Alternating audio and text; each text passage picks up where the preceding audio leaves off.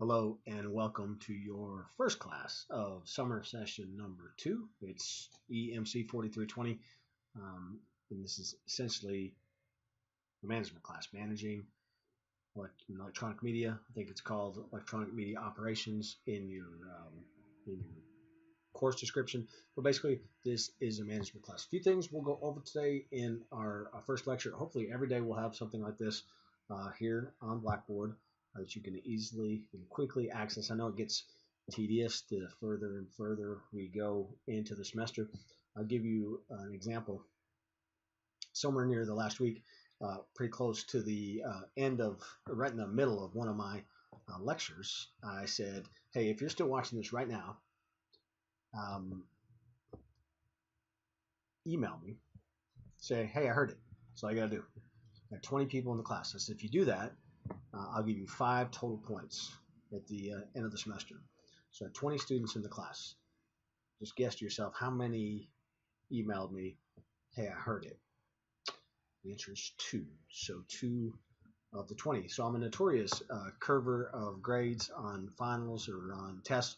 And so I told them, I said, it's a little hard for me to curve when I know you're not watching the whole way through. So we'll try to break it up. And now, actually, so what I've learned, my lesson for second summer session is that we will intersperse some questions throughout the videos. Also, won't do it today, but hopefully you'll watch today. My name is Robert Giovanetti. I work over here in athletics. I'm the Senior Associate Athletics Director for External Operations at the Athletics Department and Strategic Communications. So I've got communications, I've got marketing, I've got ticket sales, I've got broadcast services, and I've got digital and licensing all report to me. I'm officed here at Jones AT&T Stadium. As you can see over my shoulder, if you can see that or not, I have 2 degrees from Texas Tech University. So like you, I am a Red Raider. One of the things, I'm not a doctor, don't have a PhD, so you don't have to refer to me as Dr. Giovanetti because I am not a doctor, and that's an insult to all the fine doctors out there that actually have earned their PhD. I am not I'm a practitioner. I've been in our business, our industry for several years. I started out in media sales. I moved over to sales to a video production company. From there, I eventually became president of that company. Then started my own business, which was a video production company, and then included a magazine and a website that revolved around Texas Tech athletics. From there, I also started a daily radio show. I was the sports anchor at Fox 34.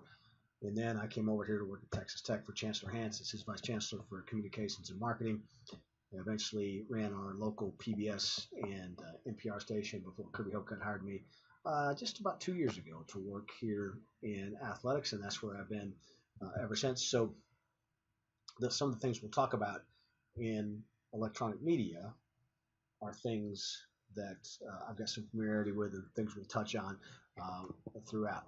Just a couple of things I want to show you. We're going to go real quick to Blackboard, and I'll try to take you through what the Blackboard environment looks like. You see it here. Um, this is from last semester, and so you'll see, you guys don't see this, I believe, the course homepage placeholder. I think that's just for the instructor.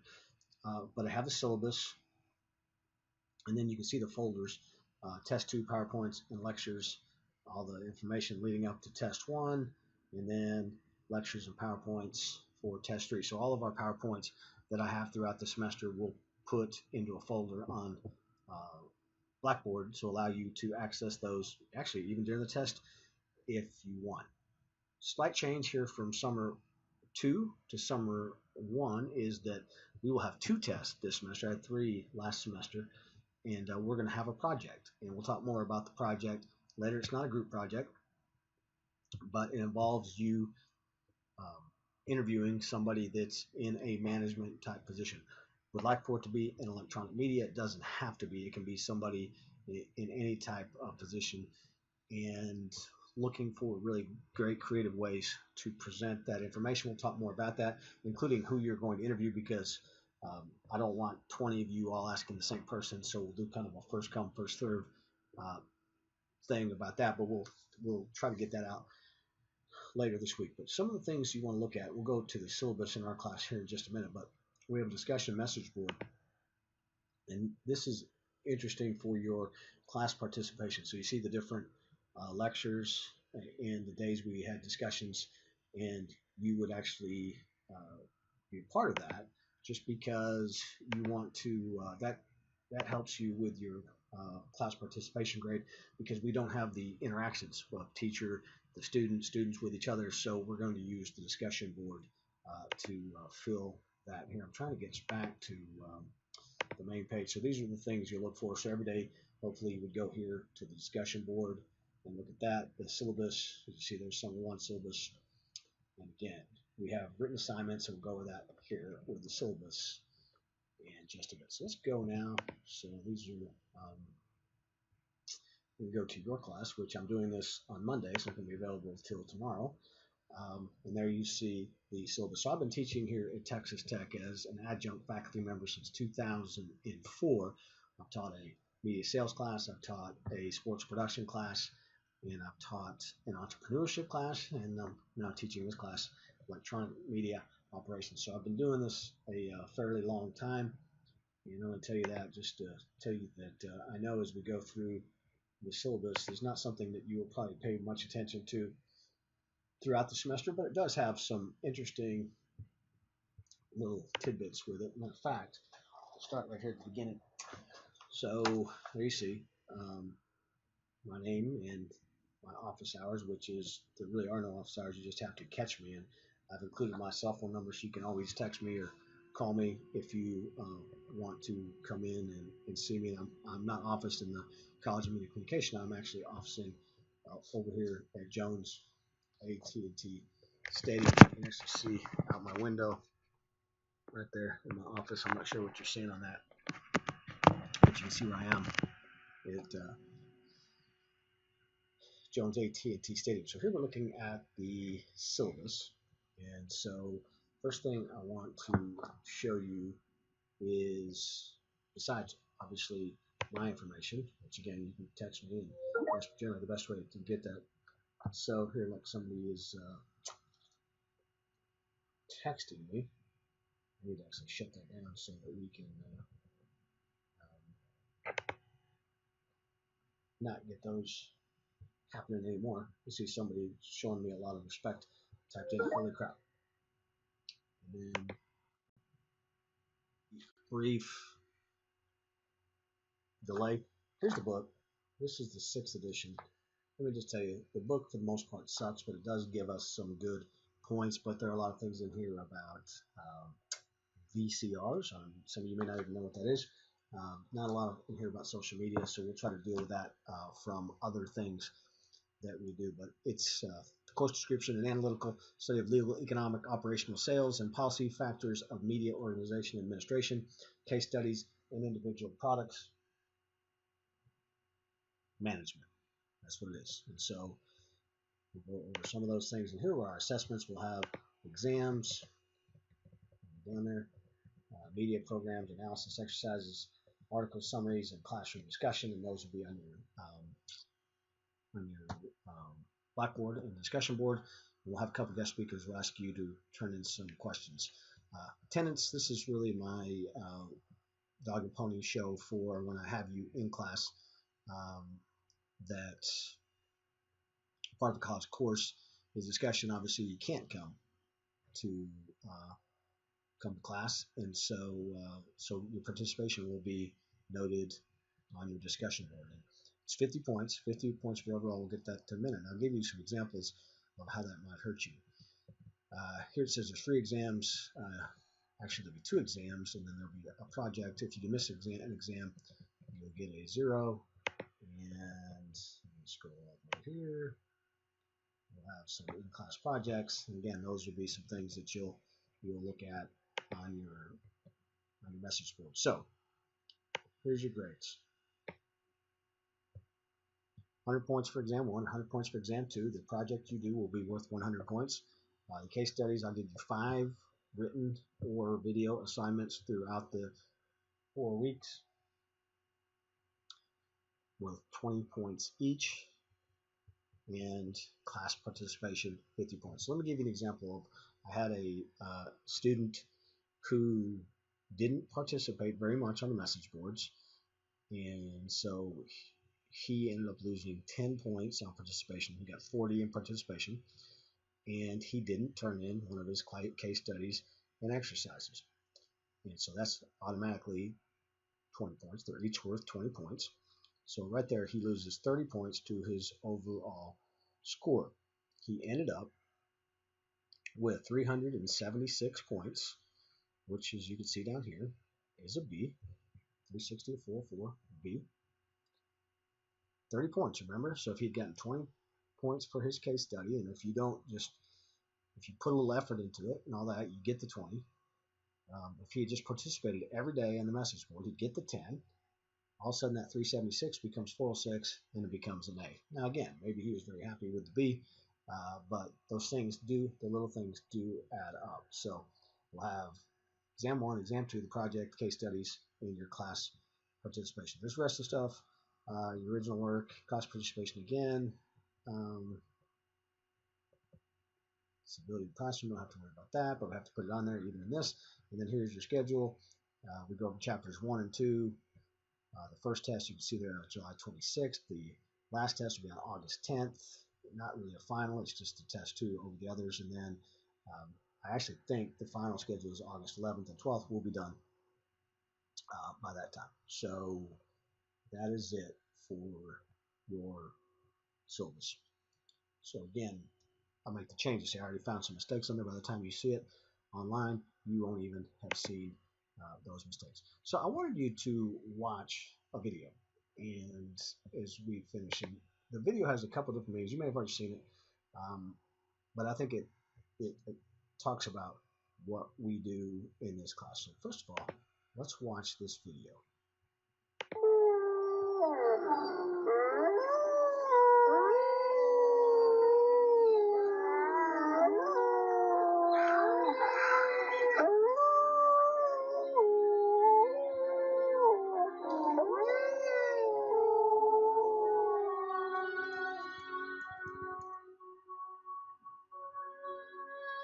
One of the most exciting scientific findings of the past half-century has been the discovery of widespread trophic cascades. A trophic cascade is an ecological process which starts at the top of the food chain and tumbles all the way down to the bottom.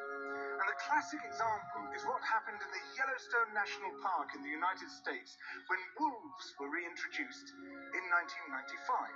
Now, we all know that wolves kill various species of animals, but perhaps we're slightly less aware that they give life to many others.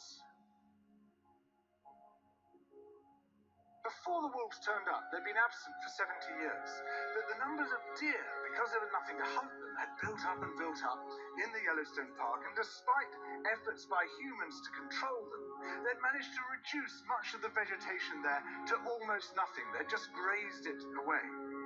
But as soon as the wolves arrived, even though they were few in number, they started to have the most remarkable effects. First, of course, they killed some of the deer, but that wasn't the major thing. Much more significantly, they radically changed the behavior of the deer. The deer started avoiding certain parts of the park, the places where they could be trapped most easily, particularly the valleys and the gorges. And immediately, those places started to regenerate. In some areas, the height of the trees quintupled in just 6 years. Bare valley sides quickly became forests of aspen and willow and cottonwood. And as soon as that happened, the birds started moving in. The number of songbirds and migratory birds started to increase greatly. The number of beavers started to increase because beavers like to eat the trees. And beavers, like wolves, are ecosystem engineers. They create niches for other species. And the dams they built in the rivers provided habitats for otters and muskrats and ducks and fish and reptiles and amphibians. The wolves killed coyotes, and as a result of that, the number of rabbits and mice began to rise, which meant more hawks, more weasels, more foxes, more more badgers. Ravens and bald eagles came down to feed on the carrion that the wolves had left. Bears fed on it too, and their population began to rise as well, partly also because there were more berries growing on the regenerating shrubs. And the bears reinforced the impact of the wolves by killing some of the calves of the deer. But here's where it gets really interesting.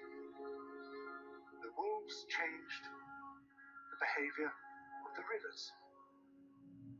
They began to meander less. There was less erosion. The channels narrowed. More pools formed. More riffle sections, all of which were great for wildlife habitat. The rivers changed in response to the wolves. And the reason was that the regenerating forests stabilized the banks so that they collapsed less often, so that the rivers became more fixed in their course. Similarly, by driving the deer out of some places and the vegetation recovering on the valley sides, there was less soil erosion because the vegetation stabilized that as well. So the wolves, small in number, transformed not just the ecosystem of the Yellowstone National Park, this huge area of land, but also its physical geography.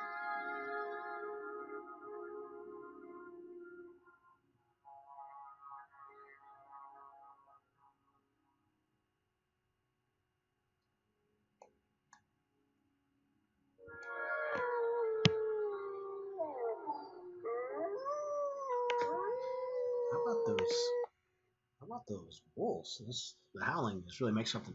So, lessons learned here. Pretty powerful stuff, right?